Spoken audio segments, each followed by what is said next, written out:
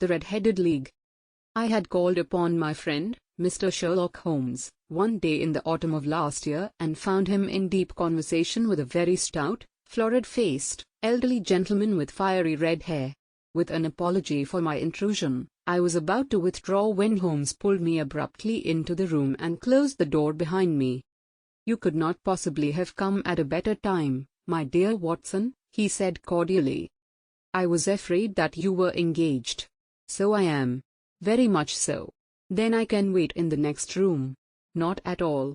This gentleman, Mr. Wilson, has been my partner and helper in many of my most successful cases, and I have no doubt that he will be of the utmost use to me in yours also." The stout gentleman half rose from his chair and gave a bob of greeting, with a quick little questioning glance from his small fat encircled eyes. "Try this tea," said Holmes, relapsing into his armchair and putting his fingertips together, as was his custom when in judicial moods. "I know, my dear Watson, that you share my love of all that is bizarre and outside the conventions and humdrum routine of everyday life. You have shown your relish for it by the enthusiasm which has prompted you to chronicle, and, if you will excuse my saying so, somewhat to embellish so many of my own little adventures.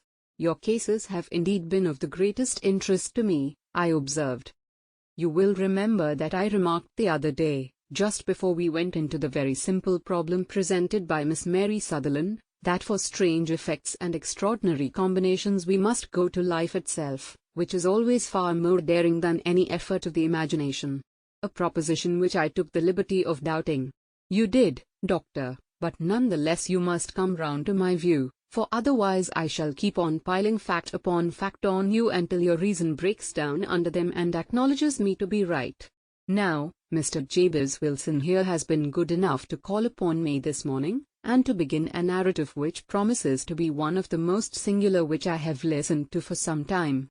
You have heard me remark that the strangest and most unique things are very often connected not with the larger but with the smaller crimes, and occasionally, indeed, where there is room for doubt whether any positive crime has been committed. As far as I have heard, it is impossible for me to say whether the present case is an instance of crime or not, but the course of events is certainly among the most singular that I have ever listened to. Perhaps, Mr. Wilson, you would have the great kindness to recommence your narrative. I ask you not merely because my friend Dr. Watson has not heard the opening part but also because the peculiar nature of the story makes me anxious to have every possible detail from your lips. As a rule, when I have heard some slight indication of the course of events, I am able to guide myself by the thousands of other similar cases which occur to my memory. In the present instance I am forced to admit that the facts are, to the best of my belief, unique." The portly client puffed out his chest with an appearance of some little pride and pulled a dirty and wrinkled newspaper from the inside pocket of his greatcoat. As he glanced down the advertisement column, with his head thrust forward and the paper flattened out upon his knee, I took a good look at the man and endeavored, after the fashion of my companion, to read the indications which might be presented by his dress or appearance. I did not gain very much, however, by my inspection. Our visitor bore every mark of being an average commonplace British tradesman, obese, pompous, and slow. He wore rather baggy grey shepherd's check trousers, a not over-clean black frock coat, unbuttoned in the front, and a drab waistcoat with a heavy brassy Albert chain, and a square pierced bit of metal dangling down as an ornament. A frayed top hat and a faded brown overcoat with a wrinkled velvet collar lay upon a chair beside him. Altogether, look as I would, there was nothing remarkable about the man save his blazing red head, and the expression of extreme chagrin and discontent upon his features. Sherlock Holmes' quick eye took in my occupation, and he shook his head with a smile as he noticed my questioning glances. Beyond the obvious facts that he has at some time done manual labor, that he takes snuff, that he is a Freemason, that he has been in China, and that he has done a considerable amount of writing lately, I can deduce nothing else. Mr. Jabez Wilson started up in his chair, with his forefinger upon the paper, but his eyes upon my companion. "How, in the name of good fortune, did you know all that, Mr. Holmes?" he asked. "How did you know, for example, that I did manual labor?" "It's as true as gospel, for I began as a ship's carpenter." Your hands, my dear sir. Your right hand is quite a size larger than your left. You have worked with it, and the muscles are more developed. Well, the snuff, then, and the Freemasonry? I won't insult your intelligence by telling you how I read that, especially as, rather against the strict rules of your order, you use an arc and compass breastpin. Ah, of course, I forgot that. But the writing? What else can be indicated by that right cuff so very shiny for 5 inches, and the left one with the smooth patch near the elbow where you rest it upon the desk? Well, but China? The fish that you have tattooed immediately above your right wrist could only have been done in China. I have made a small study of tattoo marks and have even contributed to the literature of the subject. That trick of staining the fish's scales of a delicate pink is quite peculiar to China. When, in addition, I see a Chinese coin hanging from your watch chain, the matter becomes even more simple. Mr. Jabez Wilson laughed heavily. Well, I never, said he. I thought at first that you had done something clever, but I see that there was nothing in it after all. I begin to think, Watson, said Holmes, that I make a mistake in explaining. Omne ignotium pro magnifico, you know, and my poor little reputation, such as it is, will suffer shipwreck if I am so candid. Can you not find the advertisement, Mr. Wilson? Yes, I have got it now, he answered with his thick red finger planted halfway down the column. Here it is. This is what began it all. You just read it for yourself, sir. I took the paper from him and read as follows: to the Red-Headed League, on account of the bequest of the late Ezekiel Hopkins, of Lebanon, Pennsylvania, USA, there is now another vacancy open which entitles a member of the League to a salary of $4 a week for purely nominal services.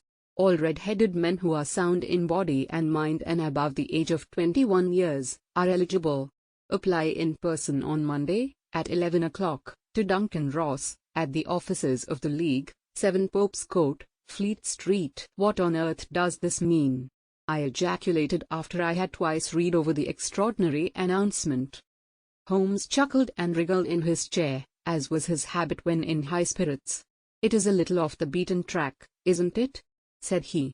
And now, Mr. Wilson, off you go at scratch and tell us all about yourself, your household, and the effect which this advertisement had upon your fortunes. You will first make a note, Doctor, of the paper and the date. It is the Morning Chronicle of April 27, 1890. Just 2 months ago. Very good. Now, Mr. Wilson? Well, it is just as I have been telling you, Mr. Sherlock Holmes, said Jabez Wilson, mopping his forehead. I have a small pawnbroker's business at Coburg Square, near the city. It's not a very large affair, and of late years it has not done more than just give me a living. I used to be able to keep 2 assistants, but now I only keep 1, and I would have a job to pay him but that he is willing to come for half wages so as to learn the business. What is the name of this obliging youth? Asked Sherlock Holmes. His name is Vincent Spaulding, and he's not such a youth, either. It's hard to say his age. I should not wish a smarter assistant, Mr. Holmes, and I know very well that he could better himself and earn twice what I am able to give him. But, after all, if he is satisfied, why should I put ideas in his head? Why, indeed. You seem most fortunate in having an employee who comes under the full market price. It is not a common experience among employers in this age. I don't know that your assistant is not as remarkable as your advertisement.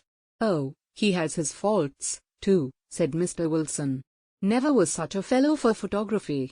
Snapping away with the camera when he ought to be improving his mind, and then diving down into the cellar like a rabbit into its hole to develop his pictures. That is his main fault, but on the whole he's a good worker. There's no vice in him. He is still with you, I presume? Yes, sir. He and a girl of 14, who does a bit of simple cooking and keeps the place clean. That's all I have in the house, for I am a widower and never had any family. We live very quietly, sir, the 3 of us, and we keep a roof over our heads and pay our debts, if we do nothing more. The first thing that put us out was that advertisement. Spaulding, he came down into the office just this day 8 weeks, with this very paper in his hand, and he says, I wish to the Lord, Mr. Wilson, that I was a red-headed man. Why that? I asks. Why, says he, here's another vacancy on the League of the Red-Headed Men. It's worth quite a little fortune to any man who gets it, and I understand that there are more vacancies than there are men, so that the trustees are at their wits' end what to do with the money. If my hair would only change color, here's a nice little crib all ready for me to step into. Why, what is it, then? I asked. You see, Mr. Holmes, I am a very stay-at-home man, and as my business came to me instead of my having to go to it, I was often weeks on end without putting my foot over the doormat. In that way I didn't know much of what was going on outside, and I was always glad of a bit of news. Have you never heard of the League of the Red-Headed Men? He asked with his eyes open. Never. Why, I wonder at that, for you are eligible yourself for one of the vacancies. And what are they worth? I asked. Oh, merely a couple of $100 a year, but the work is slight, and it need not interfere very much with one's other occupations. Well, you can easily think that made me prick up my ears, for the business has not been over good for some years, and an extra couple of $100 would have been very handy. Tell me all about it, said I. Well, said he, showing me the advertisement, you can see for yourself that the League has a vacancy, and there is the address where you should apply for particulars. As far as I can make out, the League was founded by an American millionaire, Ezekiel Hopkins, who was very peculiar in his ways. He was himself red-headed, and he had a great sympathy for all red-headed men, so, when he died, it was found that he had left his enormous fortune in the hands of trustees, with instructions to apply the interest to the providing of easy berths to men whose hair is of that color. From all I hear it is splendid pay and very little to do. But, said I, there would be millions of red-headed men who would apply. Not so many as you might think, he answered. You see, it is really confined to Londoners, and to grown men. This American had started from London when he was young, and he wanted to do the old town a good turn. Then, again, I have heard it is no use your applying if your hair is light red, or dark red, or anything but real bright, blazing, fiery red. Now, if you cared to apply, Mr. Wilson, you would just walk in, but perhaps it would hardly be worth your while to put yourself out of the way for the sake of a few £100. Now, it is a fact, gentlemen, as you may see for yourselves, that my hair is of a very full and rich tint, so that it seemed to me that if there was to be any competition in the matter I stood as good a chance as any man that I had ever met. Vincent Spaulding seemed to know so much about it that I thought he might prove useful, so I just ordered him to put up the shutters for the day and to come right away with me. He was very willing to have a holiday, so we shut the business up and started off for the address that was given us in the advertisement. I never hope to see such a sight as that again, Mr. Holmes. From north, south, east, and west every man who had a shade of red in his hair had tramped into the city to answer the advertisement. Fleet Street was choked with red-headed folk, and Pope's Court looked like a coster's orange barrow.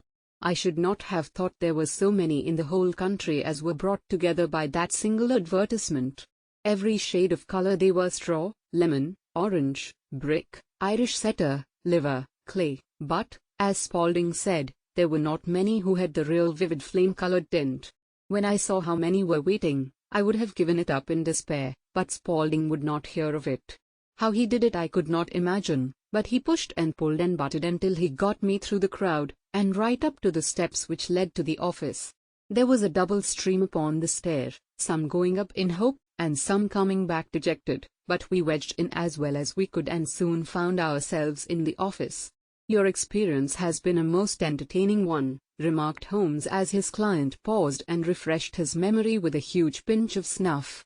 Pray continue your very interesting statement.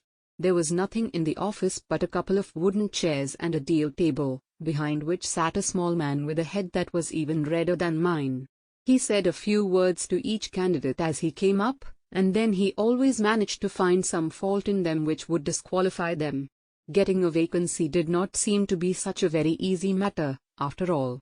However, when our turn came, the little man was much more favorable to me than to any of the others, and he closed the door as we entered, so that he might have a private word with us.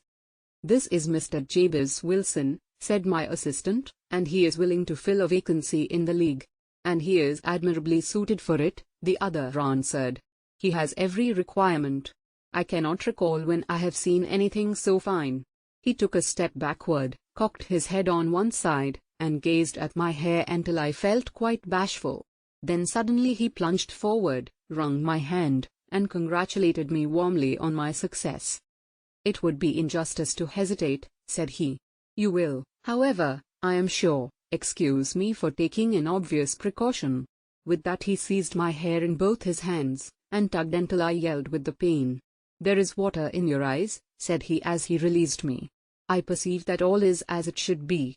But we have to be careful, for we have twice been deceived by wigs and once by paint. I could tell you tales of cobbler's wax which would disgust you with human nature."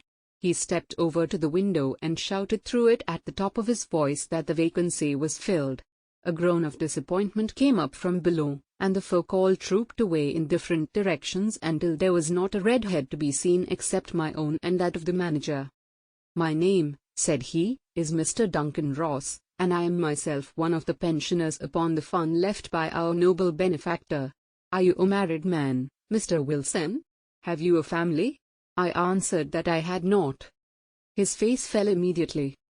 "Dear me," he said gravely, "that is very serious indeed. I am sorry to hear you say that. The fund was, of course, for the propagation and spread of the redheads as well as for their maintenance. It is exceedingly unfortunate that you should be a bachelor."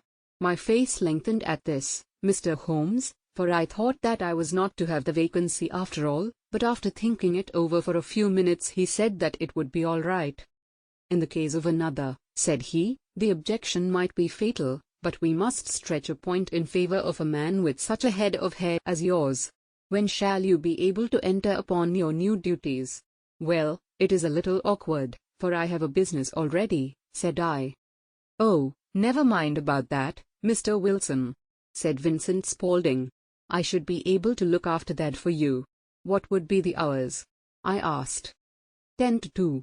Now a pawnbroker's business is mostly done of an evening, Mr. Holmes, especially Thursday and Friday evening, which is just before payday, so it would suit me very well to earn a little in the mornings. Besides, I knew that my assistant was a good man, and that he would see to anything that turned up. "That would suit me very well," said I. "And the pay?" "Is half-hour a week." "And the work?" "Is purely nominal." "What do you call purely nominal?" "Well, you have to be in the office, or at least in the building, the whole time. If you leave, you forfeit your whole position forever. The will is very clear upon that point. You don't comply with the conditions if you budge from the office during that time. It's only 4 hours a day, and I should not think of leaving," said I. "No excuse will avail," said Mr. Duncan Ross, "neither sickness nor business nor anything else. There you must stay, or you lose your billet." "And the work?" "Is to copy out the Encyclopaedia Britannica. There is the first volume of it in that press. You must find your own ink, pens, and blotting paper, but we provide the table and chair. Will you be ready tomorrow?" "Certainly," I answered. "Then, goodbye, Mr. Jabez Wilson, and let me congratulate you once more on the important position which you have been fortunate enough to gain." He bowed me out of the room and I went home with my assistant, hardly knowing what to say or do, I was so pleased at my own good fortune. Well, I thought over the matter all day, and by evening I was in low spirits again, for I had quite persuaded myself that the whole affair must be some great hoax or fraud, though what its object might be I could not imagine. It seemed altogether past belief that anyone could make such a will, or that they would pay such a sum for doing anything so simple as copying out the Encyclopaedia Britannica. Vincent Spaulding did what he could to cheer me up, but by bedtime I had reasoned myself out of the whole thing. However, in the morning I determined to have a look at it anyhow, so I bought a penny bottle of ink, and with a quill pen, and 7 sheets of foolscap paper, I started off for Pope's Court. Well, to my surprise and delight, everything was as right as possible. The table was set out ready for me, and Mr. Duncan Ross was there to see that I got fairly to work. He started me off upon the letter A, and then he left me, but he would drop in from time to time to see that all was right with me.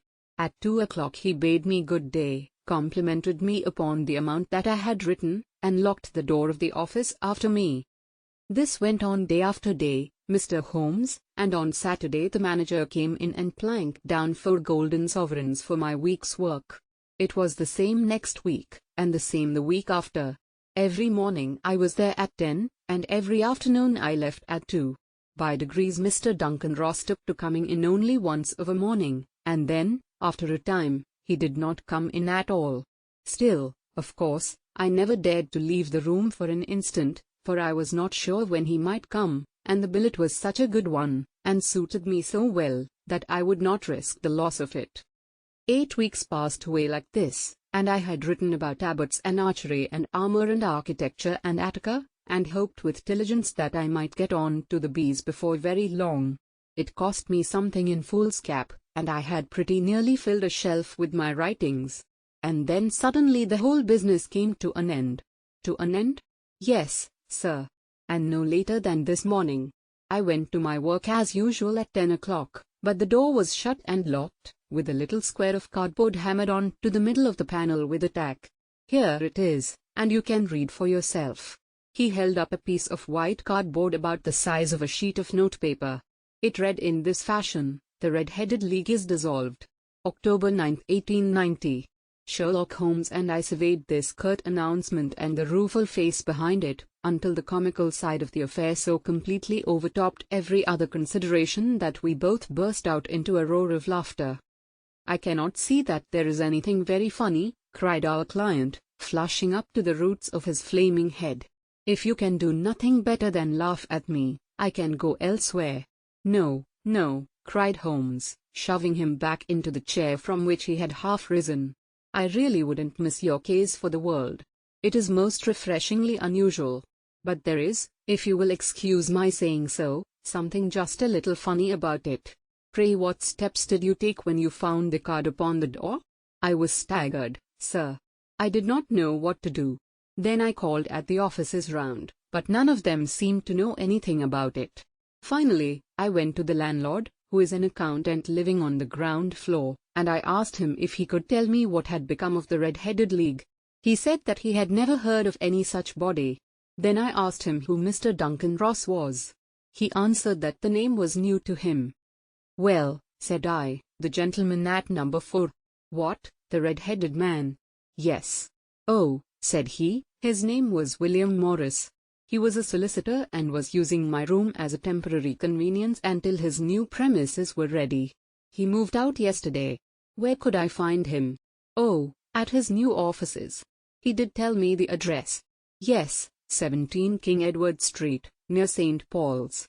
I started off, Mr. Holmes, but when I got to that address it was a manufactory of artificial kneecaps, and no one in it had ever heard of either Mr. William Morris or Mr. Duncan Ross. "And what did you do then?" asked Holmes. "I went home to Saxe-Coburg Square, and I took the advice of my assistant. But he could not help me in any way.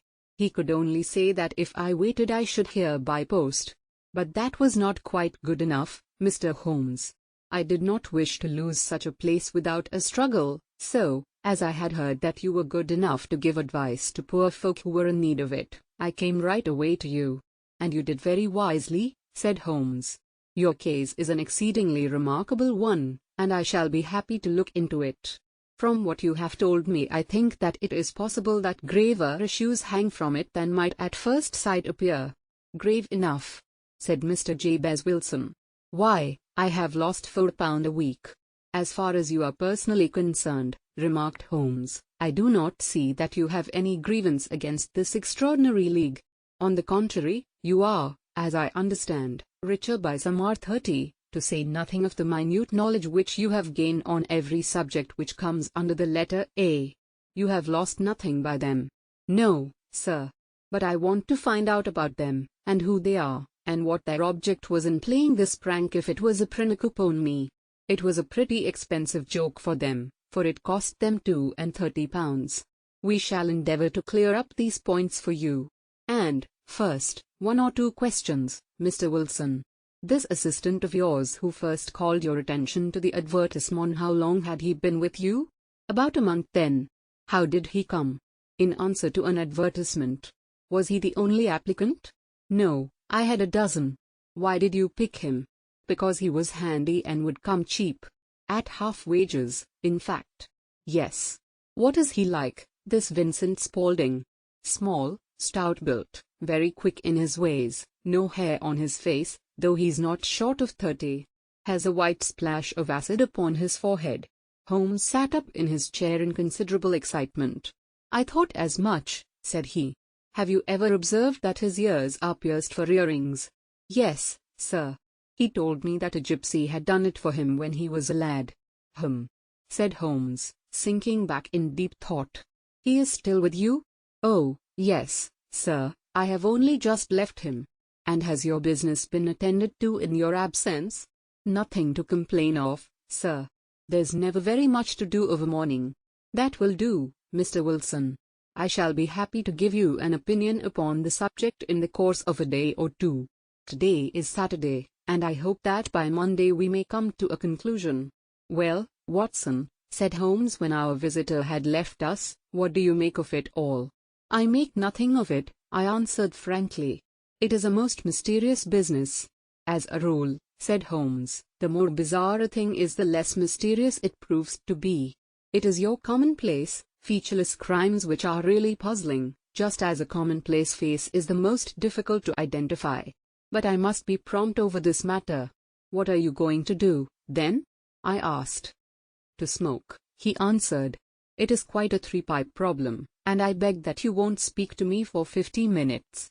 He curled himself up in his chair, with his thin knees drawn up to his hawk-like nose, and there he sat with his eyes closed and his black clay pipe thrusting out like the bill of some strange bird. I had come to the conclusion that he had dropped asleep, and indeed was nodding myself, when he suddenly sprang out of his chair with the gesture of a man who has made up his mind and put his pipe down upon the mantelpiece. Sarasate plays at the St. James's Hall this afternoon, he remarked. What do you think, Watson? Could your patients spare you for a few hours? I have nothing to do today. My practice is never very absorbing. Then put on your hat and come. I am going through the city first, and we can have some lunch on the way. I observe that there is a good deal of German music on the program, which is rather more to my taste than Italian or French. It is introspective, and I want to introspect. Come along. We travelled by the Underground as far as Aldersgate, and the short walk took us to Saxe-Coburg Square, the scene of the singular story which we had listened to in the morning. It was a poky, little, shabby genteel place, where 4 lines of dingy 2-storied brick houses looked out into a small railed-in enclosure, where a lawn of weedy grass and a few clumps of faded laurel bushes made a hard fight against a smoke-laden and uncongenial atmosphere. 3 gilt balls and a brown board with Jabez Wilson in white letters, upon a corner house, announced the place where our red-headed client carried on his business. Sherlock Holmes stopped in front of it with his head on one side and looked it all over, with his eyes shining brightly between puckered lids. Then he walked slowly up the street, and then down again to the corner, still looking keenly at the houses. Finally he returned to the pawnbroker's, and, having thumped vigorously upon the pavement with his stick 2 or 3 times, he went up to the door and knocked. It was instantly opened by a bright-looking, clean-shaven young fellow, who asked him to step in. "Thank you," said Holmes. "I only wished to ask you how you would go from here to the Strand." "3rd right, 4th left," answered the assistant promptly, closing the door. "Smart fellow, that," observed Holmes as we walked away. "He is, in my judgment, the 4th smartest man in London, and for daring I am not sure that he has not a claim to be 3rd. I have known something of him before." "Evidently," said I, "Mr. Wilson's assistant counts for a good deal in this mystery of the Red-Headed League. I am sure that you inquired your way merely in order that you might see him." "Not him." "What then?" "The knees of his trousers." "And what did you see?" "What I expected to see." "Why did you beat the pavement?" "My dear doctor, this is a time for observation, not for talk. We are spies in an enemy's country. We know something of Saxe-Coburg Square. Let us now explore the parts which lie behind it. The road in which we found ourselves as we turned round the corner from the retired Saxe-Coburg Square presented as great a contrast to it as the front of a picture does to the back. It was one of the main arteries which conveyed the traffic of the city to the north and west. The roadway was blocked with the immense stream of commerce flowing in a double tide inward and outward, while the footpaths were black with the hurrying swarm of pedestrians. It was difficult to realize as we looked at the line of fine shops and stately business premises that they really abutted on the other side upon the faded and stagnant square which we had just quitted. "Let me see," said Holmes, standing at the corner and glancing along the line. "I should like just to remember the order of the houses here. It is a hobby of mine to have an exact knowledge of London. There is Mortimer's, the tobacconist, the little newspaper shop, the Coburg branch of the City and Suburban Bank, the vegetarian restaurant, and McFarlane's carriage building depot. That carries us right on to the other block. And now, Doctor, we've done our work, so it's time we had some play. A sandwich and a cup of coffee, and then off to violin land, where all is sweetness and delicacy and harmony, and there are no red-headed clients to vex us with their conundrums." My friend was an enthusiastic musician, being himself not only a very capable performer but a composer of no ordinary merit. All the afternoon he sat in the stalls wrapped in the most perfect happiness, gently waving his long, thin fingers in time to the music, while his gently smiling face and his languid, dreamy eyes were as unlike those of Holmes the sleuth-hound, Holmes the relentless, keen-witted, ready-handed criminal agent, as it was possible to conceive.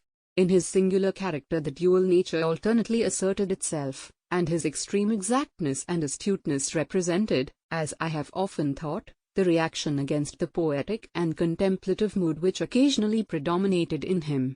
The swing of his nature took him from extreme languor to devouring energy, and, as I knew well, he was never so truly formidable as when, for days on end, he had been lounging in his armchair amid his improvisations and his black-letter traditions. Then it was that the lust of the chase would suddenly come upon him, and that his brilliant reasoning power would rise to the level of intuition, until those who were unacquainted with his methods would look askance at him as on a man whose knowledge was not that of other mortals. When I saw him that afternoon so enwrapped in the music at St. James's Hall, I felt that an evil time might be coming upon those whom he had set himself to hunt down. "You want to go home, no doubt, Doctor," he remarked as we emerged. "Yes, it would be as well. And I have some business to do which will take some hours. This business at Coburg Square is serious." "Why serious?" "A considerable crime is in contemplation. I have every reason to believe that we shall be in time to stop it. But today being Saturday rather complicates matters. I shall want your help tonight." "At what time?" "10 will be early enough. I shall be at Baker Street at 10. "Very well. And, I say, Doctor, there may be some little danger, so kindly put your army revolver in your pocket." He waved his hand, turned on his heel, and disappeared in an instant among the crowd. I trust that I am not more dense than my neighbors, but I was always oppressed with a sense of my own stupidity in my dealings with Sherlock Holmes. Here I had heard what he had heard, I had seen what he had seen, and yet from his words it was evident that he saw clearly not only what had happened but what was about to happen, while to me the whole business was still confused and grotesque. As I drove home to my house in Kensington I thought over it all, from the extraordinary story of the red-headed copier of the encyclopedia down to the visit to Saxe Coburg Square, and the ominous words with which he had parted from me. What was this nocturnal expedition, and why should I go armed? Where were we going, and what were we to do? I had the hint from Holmes that this smooth-faced pawnbroker's assistant was a formidable man who might play a deep game. I tried to puzzle it out, but gave it up in despair and set the matter aside until night should bring an explanation. It was 9:15 when I started from home and made my way across the park, and so through Oxford Street to Baker Street. 2 hansoms were standing at the door, and as I entered the passage I heard the sound of voices from above. On entering his room, I found Holmes in animated conversation with 2 men, one of whom I recognized as Peter Jones, the official police agent, while the other was a long, thin, sad-faced man, with a very shiny hat and oppressively respectable frock coat. "Ha! Our party is complete," said Holmes, buttoning up his pea jacket and taking his heavy hunting crop from the rack. "Watson, I think you know Mr. Jones, of Scotland Yard. Let me introduce you to Mr. Merriweather, who is to be our companion in tonight's adventure. We're hunting in couples again, Doctor, you see, said Jones in his consequential way. Our friend here is a wonderful man for starting a chase. All he wants is an old dog to help him to do the running down. I hope a wild goose may not prove to be the end of our chase, observed Mr. Merriweather gloomily. You may place considerable confidence in Mr. Holmes, sir, said the police agent loftily. He has his own little methods, which are, if he won't mind my saying so, just a little too theoretical and fantastic, but he has the makings of a detective in him. It is not too much to say that once or twice, as in that business of the Sholto murder and the Agra treasure, he has been more nearly correct than the official force. Oh, if you say so, Mr. Jones, it is all right, said the stranger with deference. Still, I confess that I miss my rubber. It is the first Saturday night for 27 years that I have not had my rubber. I think you will find, said Sherlock Holmes, that you will play for a higher stake tonight than you have ever done yet, and that the play will be more exciting. For you, Mr. Merriweather, the stake will be some 30,000, and for you, Jones, it will be the man upon whom you wish to lay your hands. John Clay, the murderer, thief, smasher, and forger. He's a young man, Mr. Merriweather, but he is at the head of his profession, and I would rather have my bracelets on him than on any criminal in London. He's a remarkable man, is young John Clay. His grandfather was a royal duke, and he himself has been to Eton and Oxford. His brain is as cunning as his fingers, and though we meet signs of him at every turn, we never know where to find the man himself. He'll crack a crib in Scotland one week, and be raising money to build an orphanage in Cornwall the next. I've been on his track for years and have never set eyes on him yet. I hope that I may have the pleasure of introducing you tonight. I've had one or two little turns also with Mr. John Clay, and I agree with you that he is at the head of his profession. It is past 10, however, and quite time that we started. If you two will take the first hansom, Watson and I will follow in the second. Sherlock Holmes was not very communicative during the long drive and lay back in the cab humming the tunes which he had heard in the afternoon. We rattled through an endless labyrinth of gaslit streets until we emerged into Farrington Street. We are close there now, my friend remarked. This fellow Merriweather is a bank director, and personally interested in the matter. I thought it as well to have Jones with us also. He is not a bad fellow, though an absolute imbecile in his profession. He has one positive virtue. He is as brave as a bulldog and as tenacious as a lobster if he gets his claws upon anyone. Here we are, and they are waiting for us. We had reached the same crowded thoroughfare in which we had found ourselves in the morning. Our cabs were dismissed, and, following the guidance of Mr. Merriweather, we passed down a narrow passage and through a side door, which he opened for us. Within there was a small corridor, which ended in a very massive iron gate. This also was opened, and led down a flight of winding stone steps, which terminated at another formidable gate. Mr. Merriweather stopped to light a lantern, and then conducted us down a dark, earth-smelling passage, and so, after opening a third door, into a huge vault or cellar, which was piled all round with crates and massive boxes. You are not very vulnerable from above, Holmes remarked as he held up the lantern and gazed about him. Nor from below, said Mr. Merriweather, striking his stick upon the flags which lined the floor. Why, dear me, it sounds quite hollow, he remarked, looking up in surprise.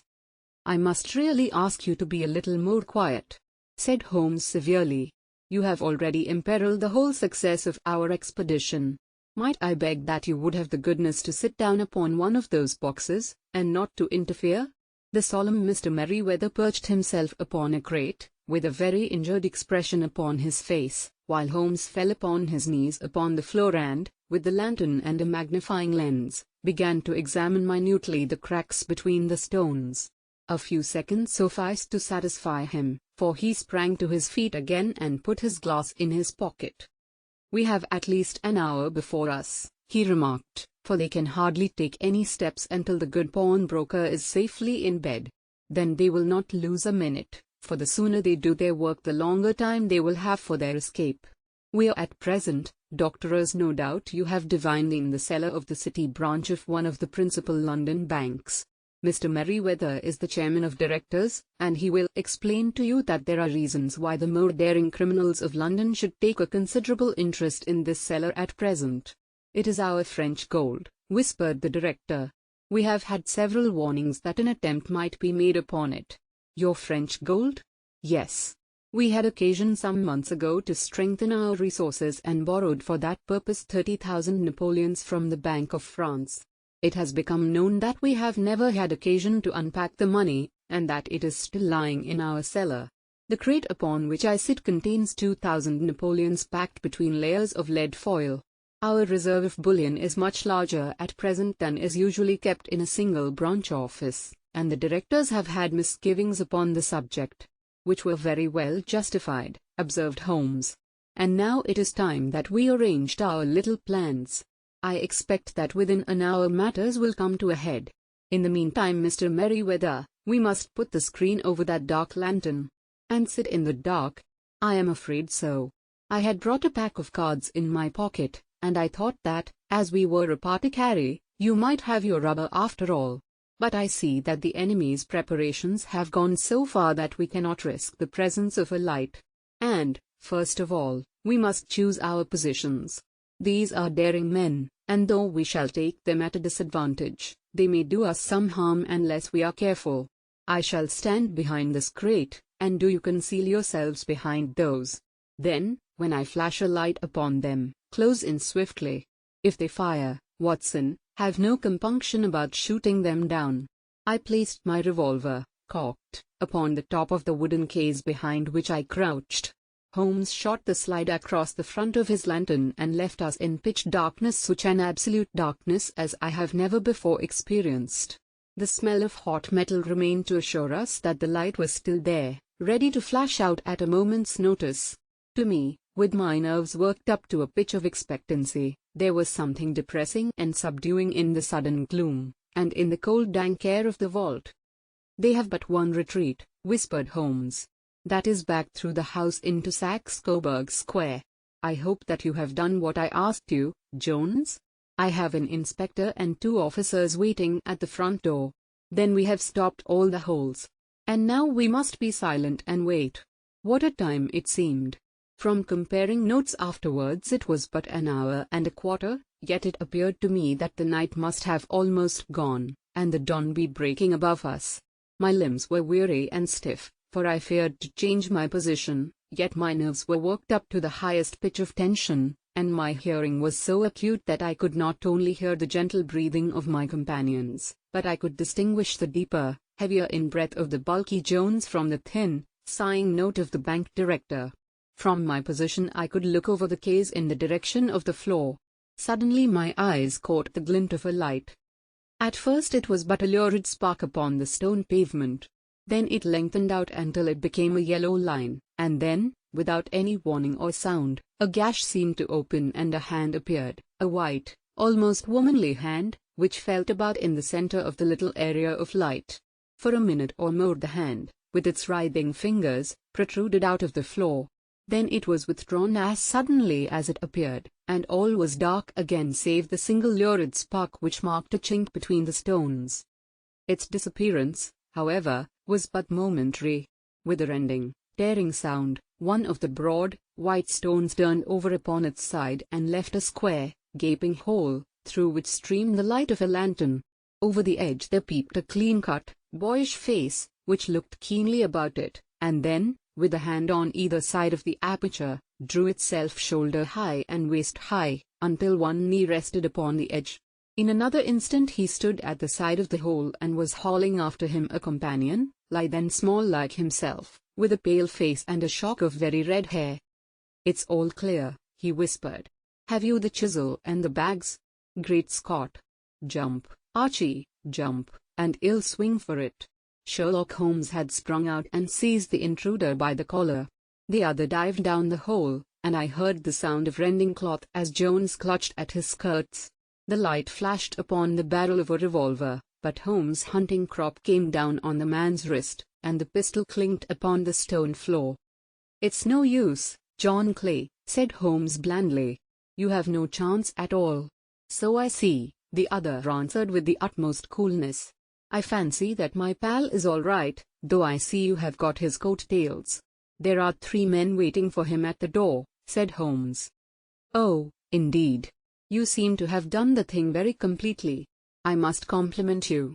"And you," Holmes answered.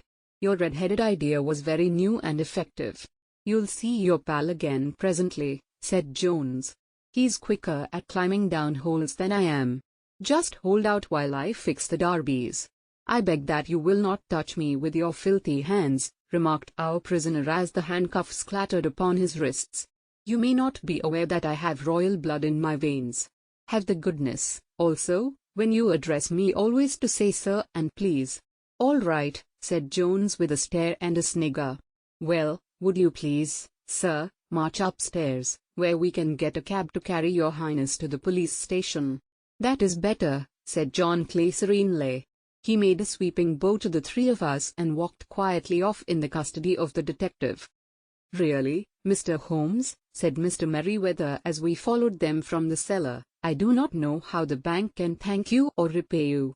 There is no doubt that you have detected and defeated in the most complete manner one of the most determined attempts at bank robbery that have ever come within my experience. I have had 1 or 2 little scores of my own to settle with Mr. John Clay," said Holmes. "I have been at some small expense over this matter, which I shall expect the bank to refund, but beyond that I am amply repaid by having had an experience which is in many ways unique, and by hearing the very remarkable narrative of the Red-Headed League. You see, Watson," he explained in the early hours of the morning as we sat over a glass of whiskey and soda in Baker Street, "it was perfectly obvious from the first that the only possible object of this rather fantastic business of the advertisement of the League, and the copying of the encyclopedia, must be to get this not over-bright pawnbroker out of the way for a number of hours every day.